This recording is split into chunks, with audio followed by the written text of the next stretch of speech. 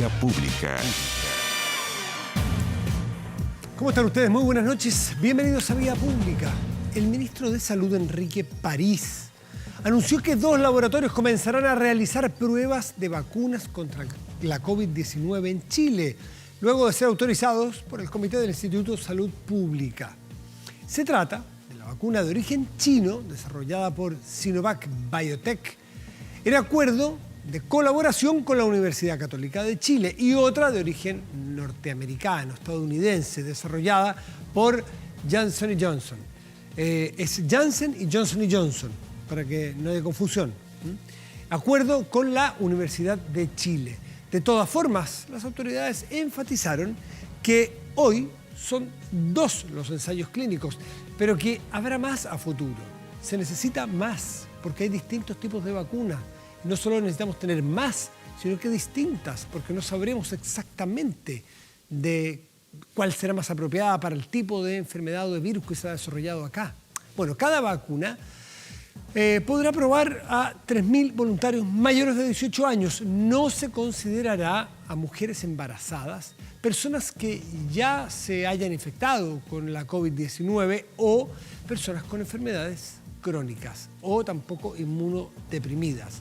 Bueno, el ministro Enrique París recordó que las vacunas serán gratuitas y aseguró que los estudios clínicos son fundamentales para iniciar este proceso de búsqueda de la forma de asegurar vacunas en el país, una suerte de ser un laboratorio a cambio de tener una suerte de privilegio, una cuota de vacunas cuando, o si es que se aprueba y terminan sus procesos de aprobación, que son largos y difíciles. Bueno, esta es una correspondencia y corresponde justamente a la revisión de cómo se fabrican estas inyecciones, que estará a cargo del Instituto de Salud Pública. Así que es una buena noticia, a no apurarse, a no ponerse ansiosos. Los tiempos de la ciencia son los tiempos de la ciencia. Las pruebas, el ensayo, el error, volver a probar, tener certezas, que no haya riesgos, que tenga la potencia y que sirva para lo cual se usa una vacuna, no apurarse. Habrá elecciones en Estados Unidos, las podrá ver. Habrá elecciones en Chile, las podrá ver. Habrá tendencias o apoyo o tentaciones a utilizarlas, los podrá ver. Pero lo que nos recomiendan todos hasta ahora es lavarnos las manos, guardar distancia y esperar que los científicos hagan su trabajo. No es tan difícil de entenderlo. Vamos a la mesa de conversación. Lo que es difícil de entender a veces o de interpretar son las encuestas. Salen muchas encuestas, muchas de ellas tocan distintos temas y una de ellas es justamente Activa, que hace el resultado de su encuesta a 25 días del plebiscito. Pero no solamente trata del plebiscito esta encuesta, habla de aprobación presidencial, del gabinete, del momento económico. Mejor preguntémosle a su autor o a uno de los autores, el director ejecutivo de Activa, Ramón Cavieres. Ramón, buenas noches, gracias por recibirnos nuevamente. ¿Cómo estás? Hola Matías, gracias a ti, buenas noches. Bueno, estima que el 53,1% de la población, que es votante probable, acudirá a votar al plebiscito. Partamos por ahí para ir metiéndonos más en profundidad después. Es un estudio muy largo, muy interesante, con muchas variables y matices, pero 53% irá a votar. Esto está bastante bien, ¿no? Considerando el contexto. Bueno, mira, antes que de comentar el tema de la participación en el plebiscito, es importante precisar que este estudio no es un estudio puntual, es un tracking de opinión pública que nosotros hacemos quincenalmente sobre una muestra de 1.500 casos aproximadamente con cobertura nacional. Es una metodología online bastante validada de acuerdo a normas de estándares internacionales en este tipo de investigación. Y en el caso del tema del plebiscito, desde noviembre que estamos haciendo un seguimiento justamente a todos estos indicadores que tienen que ver con la participación y con las preferencias. ¿Y cómo se comporta? Mira, desde noviembre, fecha muy distante evidentemente, el nivel de participación por medio de un modelo de votante probable ha estado entre el 45 y 60%. Evidentemente, a medida que nos vamos acercando, sobre todo en esta medición última, se va precisando más la estimación. Ahora, esta estimación considera un elemento bastante complejo que tiene que ver en el escenario que estamos viviendo de pandemia.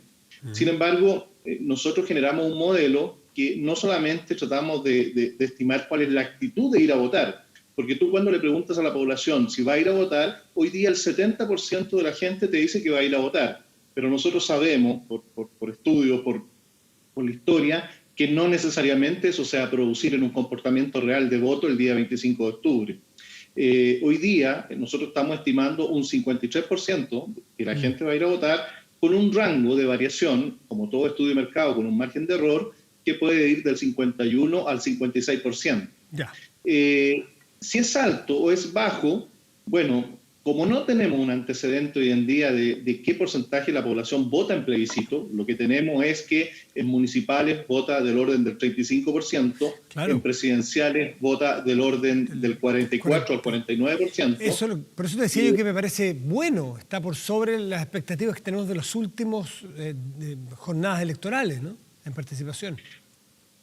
Sí, bajo ese parámetro se podría decir que es bueno, pero dado la magnitud del evento, dado la magnitud, la trascendencia, en el caso mío, en mi opinión, yo diría que igual es bajo aún, un 53%.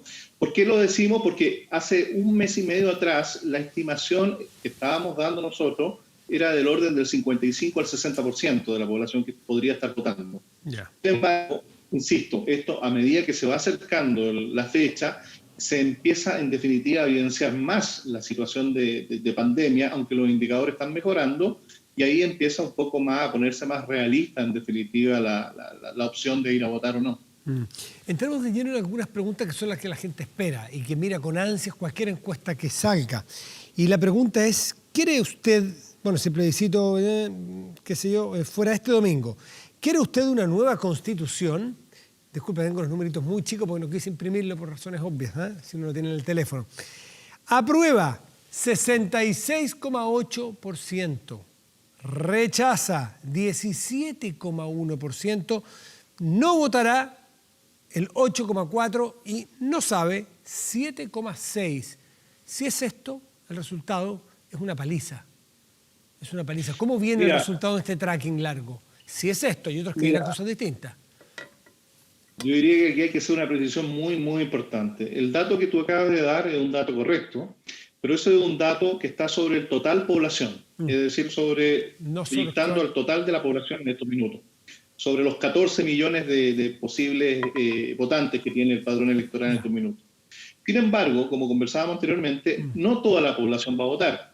Y la proyección que nosotros estamos haciendo es que el 53% va a votar en estos minutos. Entonces, y a eso es lo que le llamamos el votante probable, ¿no? El votante que efectivamente va a ir a votar. Si uno analiza en ese segmento que efectivamente va a ir a votar, el nivel de apruebo, la estimación que tenemos es del 83% y el nivel de rechazo está del orden del 13%. Por lo tanto, es bastante más intensa la diferencia, considerando el escenario de votante probable, que es un tema muy relevante en hacer esta precisión técnica. Repítenos las cifras. En el votante probable te da para todo esto queda prueba de registro después para comparar cómo anduvimos. ¿Es la prueba que te está dando hoy día en el votante probable, en los que supuestamente 83%. Van a ir a votar? ¿83? Y un 13%. Y 13%. Miércoles, ya. Eso es de lo más amplio que yo he visto en encuestas, Es de lo más amplio en el triunfo de una de las posiciones. Mira, este es un tema técnico.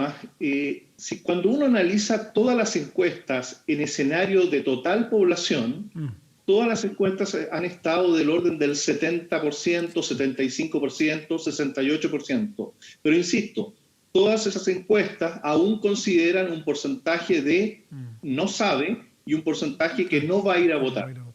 Cuando tú haces la proyección bajo algún modelamiento justamente de proyectar exclusivamente al votante probable, la mayoría de las encuestas se están empinando cercanos al 80% o quizás un poquito pasado al 80%. Bueno, este es tremendo. Y respecto de la segunda pregunta que va a tener el 25 de octubre, la segunda papeleta en la convención mixta, esto es el caso que la apruebe, si gana el rechazo, la segunda papeleta no sirve de nada. Si se activa esta segunda papeleta, ¿convención mixta o total o completamente elegida? ¿Qué es lo que te da y cómo te dan esos números? Mira, el votante probable está dando del orden del 65 al 35% aproximadamente. Convención constitucional, Completa. 65%, y convención mixta del orden del 35%. Eso es lo que está dando en el segmento de la gente que efectivamente va a ir a votar. Tú tienes aquí, insisto, tienes muchos datos y muchos detalles. Volvamos un segundito al anterior, a la prueba y al rechazo, a la primera papeleta. ¿Cómo se comportan los distintos segmentos, no políticos, porque es más o menos obvio, ¿no es cierto? Según sea más a la izquierda, son más completamente apruebo, mientras más a la derecha son completamente rechazo, y entre medio hay unos matices. Pero ¿qué comportamiento te da, por ejemplo, etariamente? Porque es interesante qué pasa con la tercera edad, que son los que más votan generalmente, y porque tienen más cultura cívica, más cultura de voto, tradición, pero que están más amenazados por el coronavirus. Entonces muchos de ellos no van a querer salir. Con estos resultados quedas tú a lo mejor y dices, ¿para qué vamos a salir? Sea yo pruebo, sea yo rechazo, ¿para qué voy a salir si mi voto no va a mover la aguja? Interesante dato. ¿Qué te da en segmentos etarios distintos? Mira, no hay una diferencia significativa entre segmentos etarios. Cuando tú estás hablando de porcentaje, insisto, del 80% que se está inclinando por una posición, es bastante homogénea el comportamiento que se te da por edad. Lo mismo pasa por género y lo mismo pasa por otro tipo de variables, hasta en términos de posición política. Es muy fuerte la inclinación que tiene una de las alternativas hoy en día en términos de preferencia. ¿Cómo te explicas tú esa encuesta que salió de este grupo argentino que daba en el voto probable incluso un poquito el rechazo por sobre? ¿Viste su metodología? ¿Conoces a los encuestadores? ¿Qué puedes decir al respecto? Porque tan distinto. Mira, no conozco la empresa, solamente me he informado por las noticias, por todos los comentarios. Primero que nada, mientras más encuestas existan, es mejor. Todas las encuestas son estimaciones, todas las encuestas tienen margen de error. El fenómeno que vamos a estudiar, el comportamiento es uno solo. Mientras más estimaciones, mejor. Ayuda a entender mejor el pronóstico que se va a hacer. Sin embargo, hay que distinguir justamente entre encuestas que se ejecutan bajo ciertas metodologías estandarizadas, validadas, con certificaciones, versus metodologías que a lo mejor no tienen ese tipo de validación. Ahora, hoy en día estamos viviendo un mundo online, de redes sociales, y que también hay ciertas innovaciones tecnológicas. Yo no me atrevería a hacer una crítica de fondo al método como tal, digamos, porque no lo conozco en detalle. No obstante, cuando uno analiza que todas las encuestas dan cierta tendencia y cuando una encuesta da una tendencia distinta, bueno, ahí uno eventualmente podría tratar de entender a qué se debe la diferencia. Sobre todo cuando los resultados pueden ser distintos, al revés en términos de las preferencias.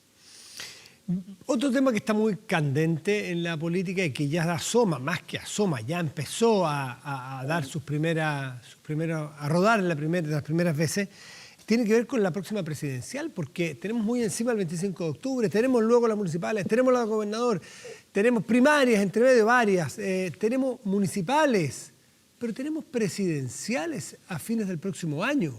Presidenciales y ya se termina un periodo presidencial que son muy cortos en Chile. Por lo tanto, esta pregunta es muy atingente y también la estamos siguiendo con atención, ustedes la hacen. Y tiene que ver con la preferencia de los candidatos a la presidencia que ya empiezan a aparecer.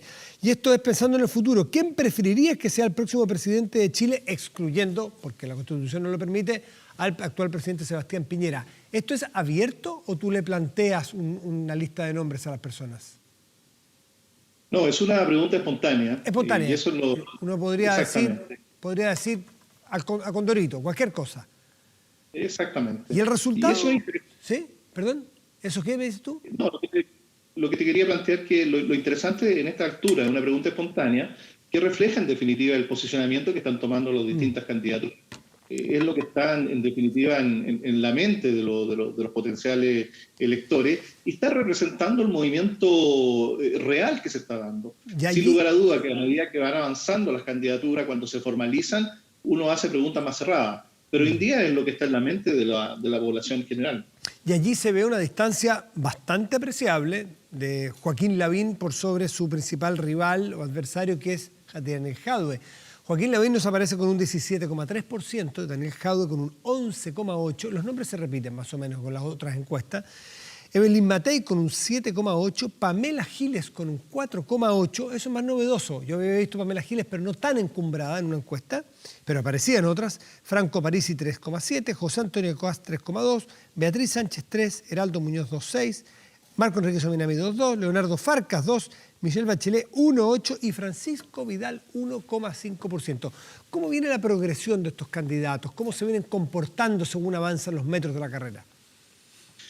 Mira, en este estudio, lo que es la posición de Lavín y Jadwe no han cambiado, y Matei, Evelyn Matei, en términos de ese orden, prácticamente no han cambiado en las últimas 3 mediciones que nos estamos desarrollando.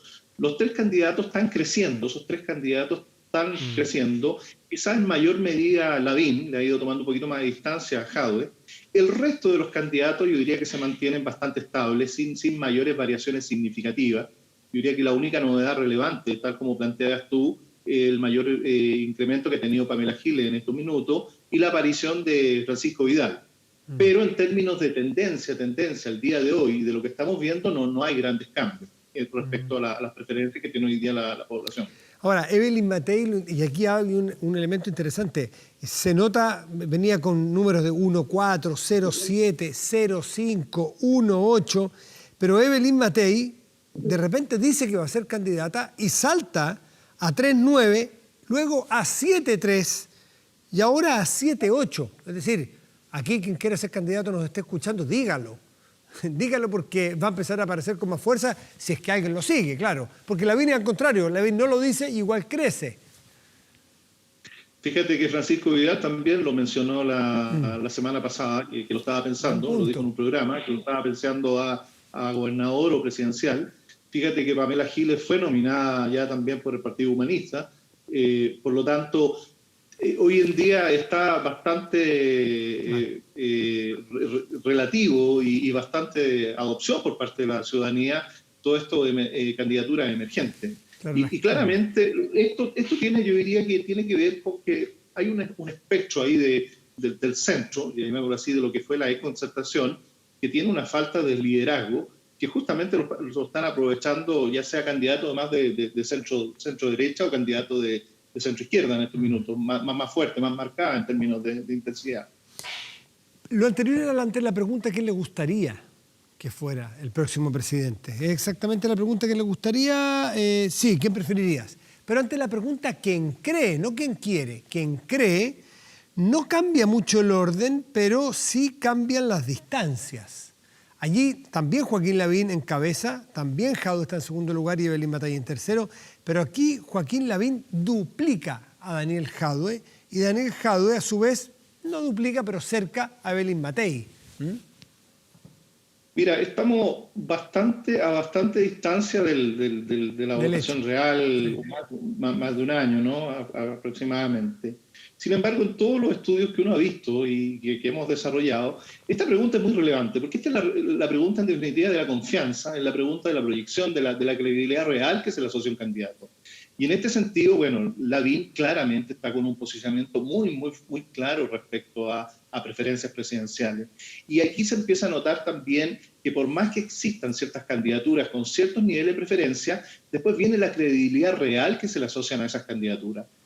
Me pasa pensar el caso de Jadwe, justamente, que tiene un alto nivel de preferencia, pero al llevarlo a la credibilidad, a la proyección, empiezan una serie de juicios, en definitiva, que le hacen perder espacio. Lo mismo pasa con los otros candidatos.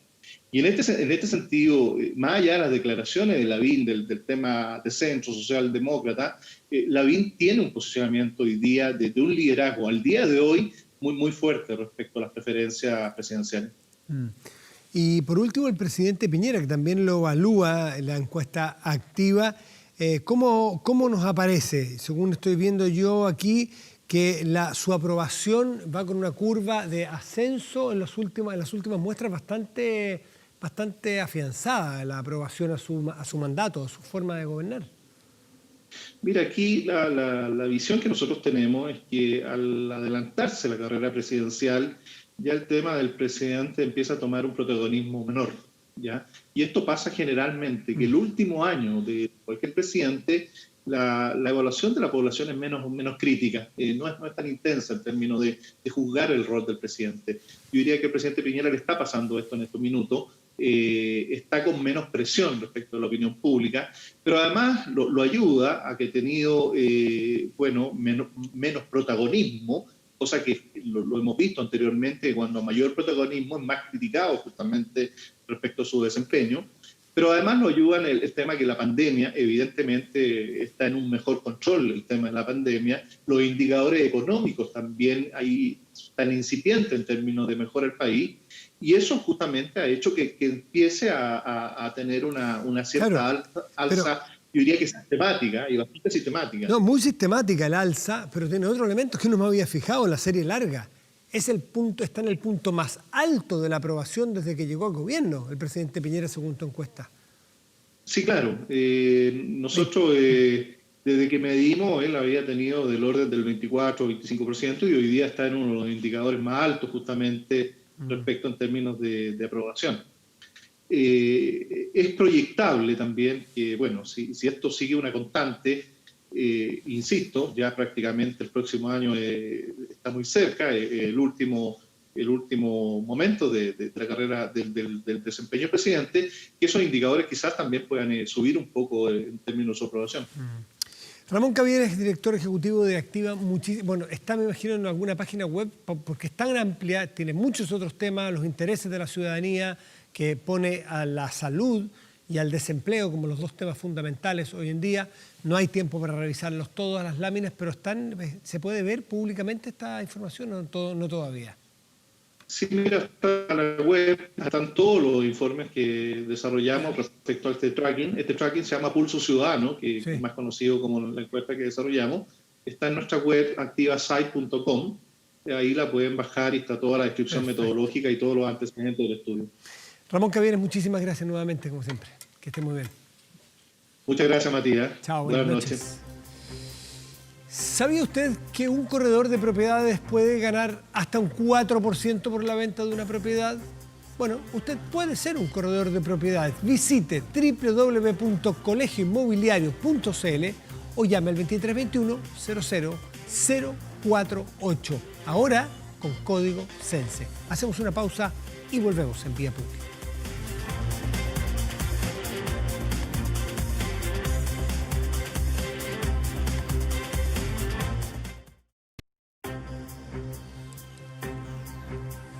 En tiempos difíciles las deudas pasan la cuenta. Asesórate con un equipo profesional. Asesórate con Staff Chile, con más de 15 años de trayectoria en asesoría legal a lo largo de todo el país. Tranquilidad y seguridad para ti y tu familia. Staff Chile, asesoría legal a personas. El presidente Piñera anoche, como es tradición en general en esta época del año, le presenta al país, antes de que ingrese al Parlamento, donde se discute durante todo este mes, el presupuesto nacional del 2021. Son países donde, tema aparte, esto ocurre hace mucho tiempo, estas tradiciones de orden, de que en octubre empieza a tramitarse un presupuesto nacional, que se prepara durante todo lo anterior, desde aquí hacia atrás, para ver qué se va a gastar el próximo año, es poder ordenar, poder tener las cuentas claras, poder poner los énfasis, y luego entra a la discusión ya.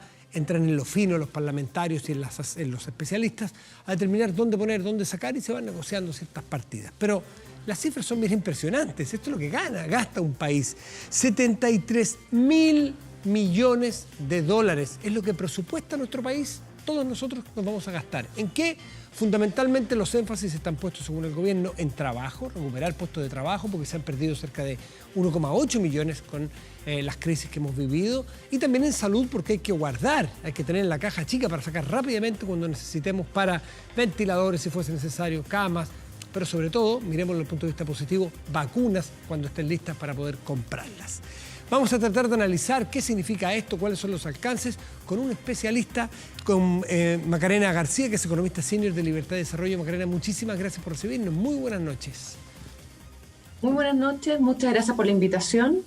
Macarena, cuando uno mira estos presupuestos, tienen muchas cifras por muchos lados. Uno lo puede mirar por cómo está el déficit estructural respecto a nuestro producto, uno puede mirar los énfasis, uno puede mirar la cantidad de plata, uno puede mirar en fin, un montón de cosas. Los programas que se van a revisar, que es una de las grandes novedades, 700 programas sociales que se van a revisar.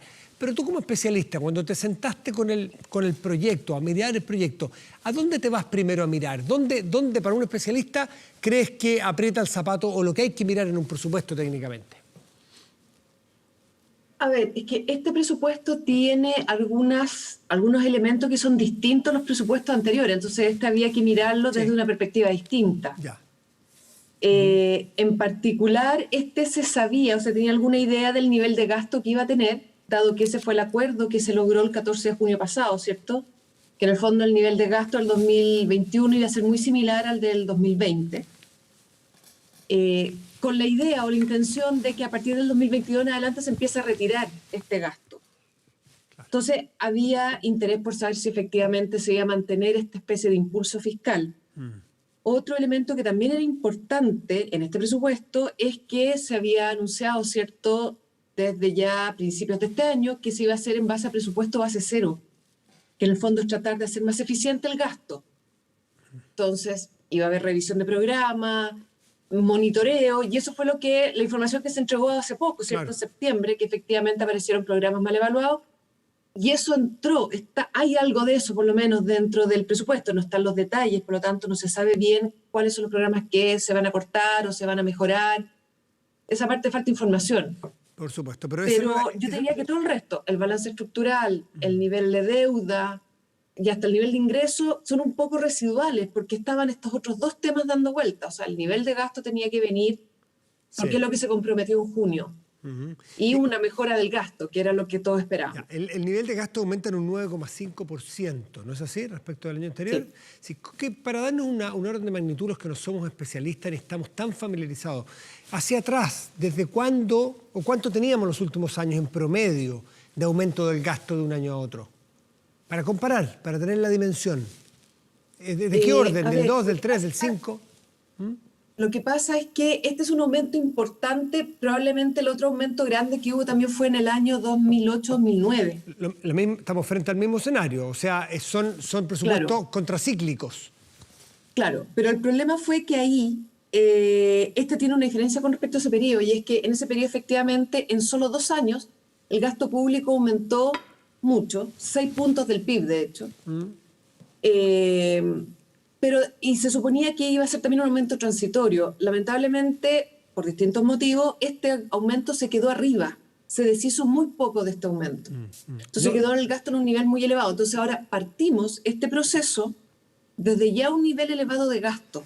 Claro. Entonces el esfuerzo es mucho mayor todavía, porque hacemos este aumento de X%, ¿cierto? Que el gasto público lo estamos llevando a cerca del 27% del producto, y con la idea de que después se empieza a deshacer para volver un poco hacia atrás.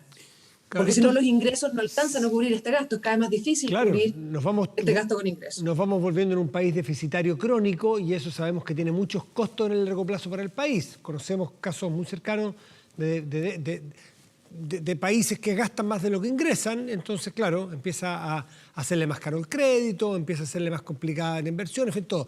Pero ese 2008-2009 que tú mencionas como una referencia similar es la crisis subprime 2008-2009, una tremenda crisis que nos pegó, menos que esta, pero una tremenda crisis, la última gran crisis probablemente, y nos quedamos bastante altos. Somos un país deficitario, ¿no es cierto? Estamos gastando más de lo que ingresamos hace ¿cuánto tiempo? Bueno, a ver, en Chile la regla fiscal, o sea, la política fiscal tiene una regla, ¿ya? Que le ponía orden al gasto el porque iba famoso dependiendo de superávit estructural. Claro, la regla de balance estructural. Eso se cumplió más o menos bien entre el 2001, que partió esta regla, y el 2007. Presidente Lagos y luego presidente Bachelet. Claro.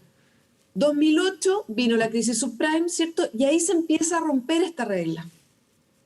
Y ahí es donde motivo justificado puede ser porque vino la crisis, después un poco más adelante vino el terremoto, distintos motivos. Resulta que de ahí en adelante el gasto quedó prácticamente en forma permanente por arriba del ingreso. Entonces, desde ese año, del 2008 en adelante, que la deuda, que Chile tenía una deuda muy bajita, era menos del 4% del PIB, Subió tan aceleradamente la deuda que hoy día tenemos una deuda del gobierno que llega en torno al 33%, 34%. Y del país completo 40%, ¿no? Por ahí, la deuda, estamos en deuda del 40%. No, del país no tengo claridad porque habría que sumarle la deuda del sector privado, Claro, que ese claro. dato no lo tengo. Ya, pero 33%. Claro, es que esa es la que hoy día se está pensando en que va a llegar, ¿cierto?, a 36 el próximo año con este presupuesto que estamos hablando, y va a llegar a 45 en el 2024. O sea, así de acelerado el crecimiento, y eso es porque los gastos van por arriba de los ingresos. Ahora, hay países que tienen, Italia creo que leí el otro día, que tiene creo que el 150% de deuda sobre su producto. ¿Qué le pasa a un país cuando crónicamente gasta más de lo que ingresa? Crónicamente, no me refiero cíclico, que en crisis es normal, para después, lo famoso que decía Nicolás Eyzaguirre, ministro del presidente Lago, vacas gordas, ahorramos, vacas flacas, gastamos, contracíclico. ¿Qué le pasa a los países que se acostumbran a estos esteroides anabolizantes? Bueno, lo que pasa es que, claro, es cierto que uno ve países desarrollados con niveles elevados de deuda, pero ahí hay un tema, y es que ellos probablemente ya están estabilizados en esos niveles de deuda. Ya. ¿Fijas? Entonces ellos ya llevan un tiempo, incluso varios de ellos han corregido porque han tenido que hacer, dado que se les debilitó tanto las finanzas públicas, tuvieron que hacer recortes de gasto importantes, y uno conoce los casos de España, ¿cierto? Que tuvieron que recortar subsidios y varios cortes que han hecho países desarrollados. Ahora, a pesar de la deuda elevada que ellos tienen, ellos no van a dejar de pagar su deuda, es muy poco probable. Sí, pero es Por caro lo tanto, pagar tanto interés y tanta deuda, pues.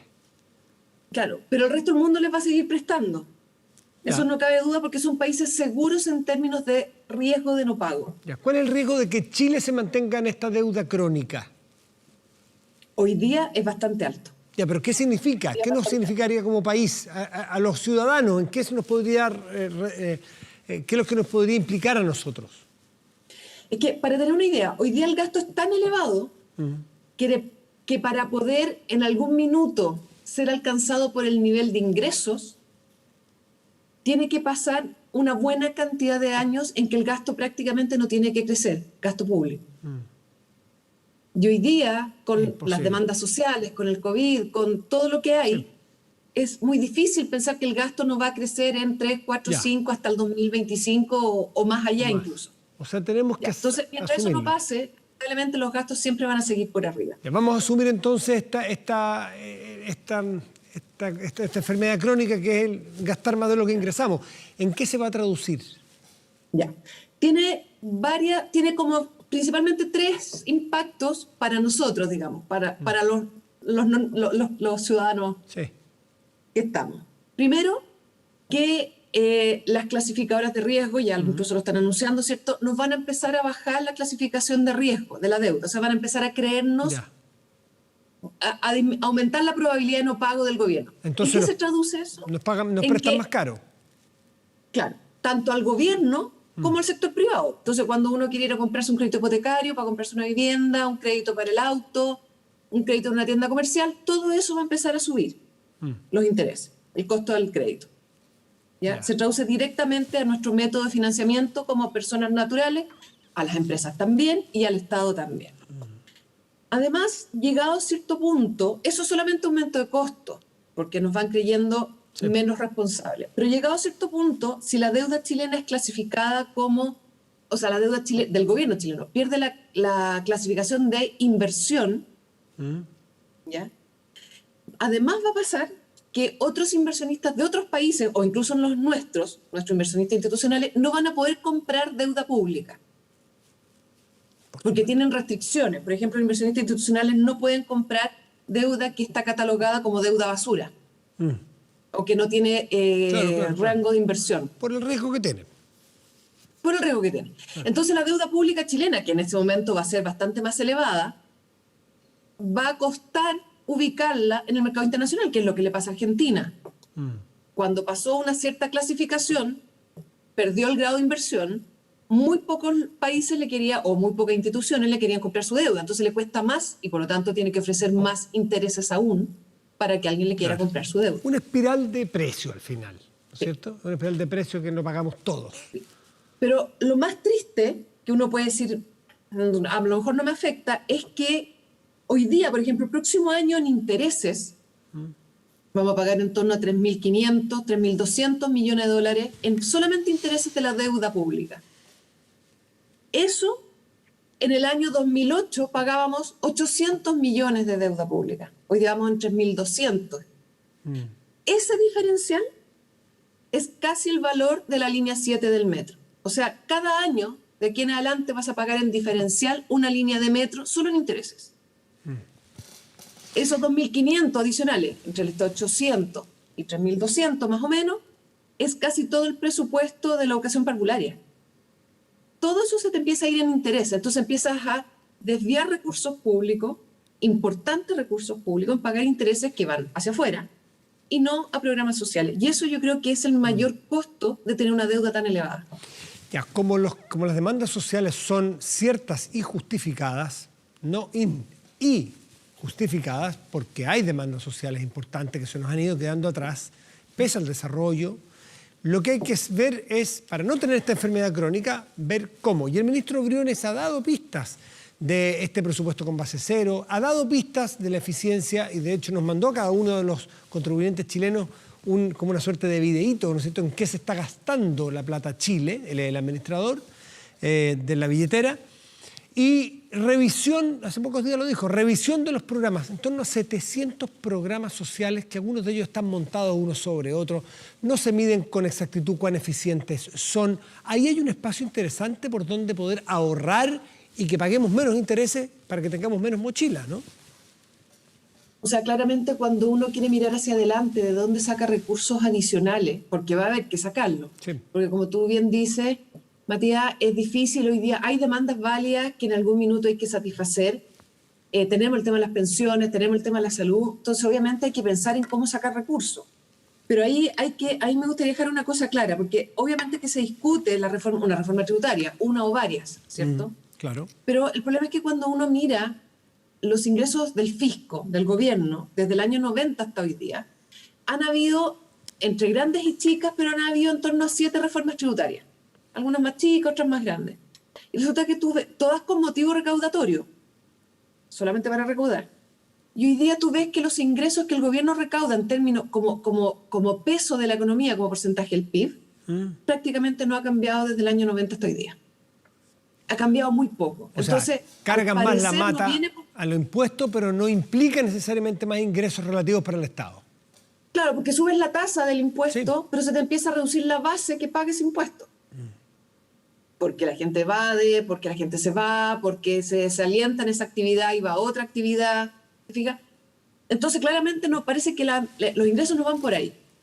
Y lo que sí entonces uno sí ve, efectivamente, es como tú recomiendas, esta mejora en los gastos. De hecho, porque lo que tú cuentas de los 700 programas, 600 y tanto, es lo que se llama el monitoreo de los programas. Pero hay otro que es la evaluación de los programas. Evaluar programas, Ese es más al detalle. Claro.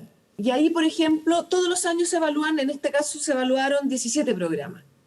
Es impresionante darse cuenta que el 66% de los gastos de estos 17 programas salió muy mal evaluado. No mediano, muy mal evaluado. Esto no, Entonces, no es distinto a una familia que tiene un problema económico entre endeudarse, ir a refinanciar un crédito hipotecario de la casa y refinanciarlo, o uno naturalmente echa una mirada hacia adentro. ¿En qué estoy gastando? Empieza a fijarse más en la cuenta de la luz, empieza a fijarse más en la cuenta del gas, empieza a fijarse más en la cuenta del supermercado, o eventualmente, qué sé yo, sale a comer menos o va menos o no sale el siguiente fin de semana porque, bueno, por ahí es más fácil, entre comillas, ¿no es cierto?, dónde se está derrochando plata de la familia. Los países no son tan distintos, ¿no?, en la estructura conceptual. Eso es lo que se trató de hacer ahora. A uno se pregunta por qué esto no se hizo antes. Por lo mismo que dices tú, si hay problemas, porque problemas siempre tenemos ya la crisis del 98, el 2008, y este proceso de mejora del gasto ha costado mucho implementarla. O sea, es bastante valorable lo que se ha hecho ahora de mejorar esto, pero uno lamentablemente escucha argumentos del Congreso, que son los que van a aprobar o no este presupuesto, de que ellos no están dispuestos a recortar gastos. Entonces, ahí hay un poco de preocupación de qué va a pasar ahí, porque obviamente en esta monitoreo que tú mencionas, Matías, de los 600, 700 programas, se encontraron programas duplicados. Entonces, ¿cuál es el sentido de tener dos programas duplicados en distintos servicios? Tiene costos políticos altos entrar a cortar ahí. Cuesta. A todos los gobiernos les ha costado mucho siempre cortar esto, porque hay personas detrás, hay presiones políticas detrás. Sabemos que unos más, otros menos, hay muchas veces capturas políticas detrás de algunos sectores y algunos servicios, y hay que ponerse colorado. Sí. Ahora, ojo, porque uno no necesariamente está pensando que hay que cortarlos. No, pero racionalizar. O mejorarlo, porque a lo mejor si está dando un mal resultado, está perdiendo la plata, pero no para cortarla, sino para mejorar el programa. También. ¿Te fijas? También puede ser eso. Ahora, otro tema importante para recaudar recursos tiene que ver con la evasión. Chile tiene una evasión tributaria muy grande, muy grande. Está estimada entre 7 y 8 puntos del producto, del PIB. Ya, y mucho más alta que los países de la OCDE. Perdón, ¿y cómo viene desde atrás? ¿Esto es histórico? ¿Esto también es crónico o se ha ido dando con la crisis? Mira, lamentablemente, a ver, porque tú tienes distintos tipos de impuestos. Tienes el impuesto al IVA, tienes el impuesto a la renta. El que más información hay en general es el IVA. Y ese se ha mantenido estable en torno a un 20%, o sea, de todo lo que tú debieras recaudar, un 20% se evade del IVA. Se evade con mercados negros nada más, porque el resto se paga automático. Claro. Economía informal. Claro, efectivamente. Pero el problema es que el impuesto a la renta no hay una estimación, una serie de estimación estable en el tiempo que te permita identificar cuánto es lo que se evade. Hay como datos saltados, cuesta un poco encontrar los datos.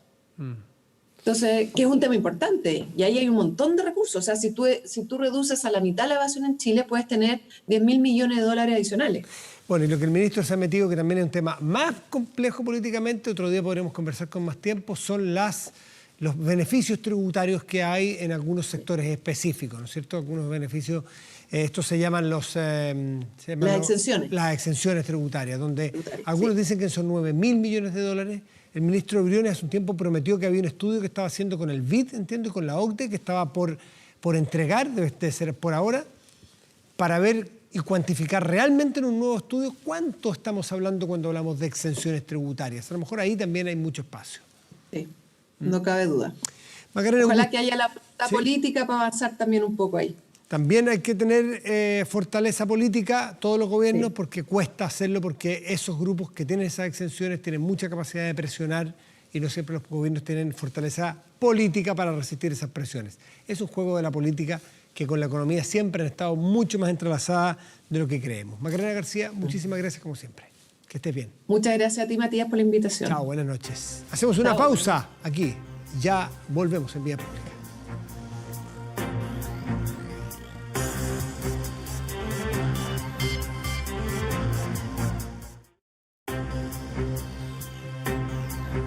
Cuando habla el café, las palabras fluyen. Lucafé ofrece 13 variedades de café en grano y en sachet. Preocupados del medio ambiente, sus cápsulas son 100% reciclables, a diferencia de otras plásticas o metálicas. En pocas palabras, Lucafé, simplemente un excelente café. Lucafé, simplemente un café de origen. Lucafé, viví la vida. Vamos a la pantalla y revisamos nuestro portal de noticias 24horas.cl, que está en este momento encabezado por la siguiente noticia. Por llamados a marcar el voto. Conoce cuáles son los votos válidamente emitidos, anulados y blancos. No desperdicies tu voto, con lo que cuesta tomar decisiones a veces, con lo que uno piensa, reflexiona, delibera, saca cálculos, qué es lo que va a pasar. Echar a perder el voto, poner un chistecito, poner... Mejor clarite tu opción, A o B. Listo. Para que no se te eche a perder tu voto y no quede nulo, lo que sea. Pausa y volvemos en Vía Pública.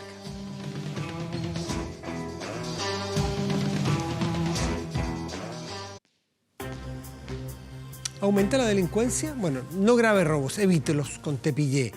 La empresa es líder en seguridad preventiva con monitoreo de cámaras de seguridad y audio disuasivo en tiempo real. Tepillé protege 24/7 su empresa y también su hogar. No sea usted la próxima víctima y contrátelos en tepillé.cl. Lo invito a pasar aquí a la pantalla grande de Vía Pública, porque inmediatamente vamos a ver qué está marcando el termómetro en la región metropolitana. y marca exactamente 9 grados con 4 décimas y el cielo está con cierta nubosidad parcial. Pero mañana jueves y viernes, veamos qué es lo que puede ocurrir. Mañana jueves estará el cielo parcial y una máxima probable de 19 grados. Y el viernes estará despejado con una máxima probable de 21 grados. Revisamos otras regiones del país, ¿le parece? Bueno, Los Ángeles, región del Biobío, tendrá cielo parcial y una máxima probable de 15 grados. Y Ovalle, al interior, en la región de Coquimbo, tendremos cielos despejados y una máxima probable de 24 grados. ¿Qué me dice usted lo agradable de esa zona del país en cuanto a temperatura? Un día como hoy, hace 51 años, fue el lanzamiento de uno de los discos más icónicos de estos muchachos de Liverpool. Sí, se trata de Abbey Road, el último trabajo de John Lennon, Paul McCartney, George Harrison y Ringo Starr, que hicieron juntos en un estudio. Este es el álbum más vendido en la historia de la banda y fue grabado en medio de, según los que han escrito los historiadores ya de la banda de Beatles, grabado en un clima muy tenso entre los integrantes, que pocos meses después decidieron tomar caminos separados, de hecho. Mire qué lástima. Bueno, son seres humanos, es difícil, en la cumbre, en la cima, el éxito. En este complejo ambiente de distanciamiento se forjaron canciones como la que escuchamos de fondo, Come Together. Bueno, fue escrita por Lennon, y es el primer sencillo del álbum Abbey Road, que es el nombre del estudio donde se grabó, que hoy cumple 51 años.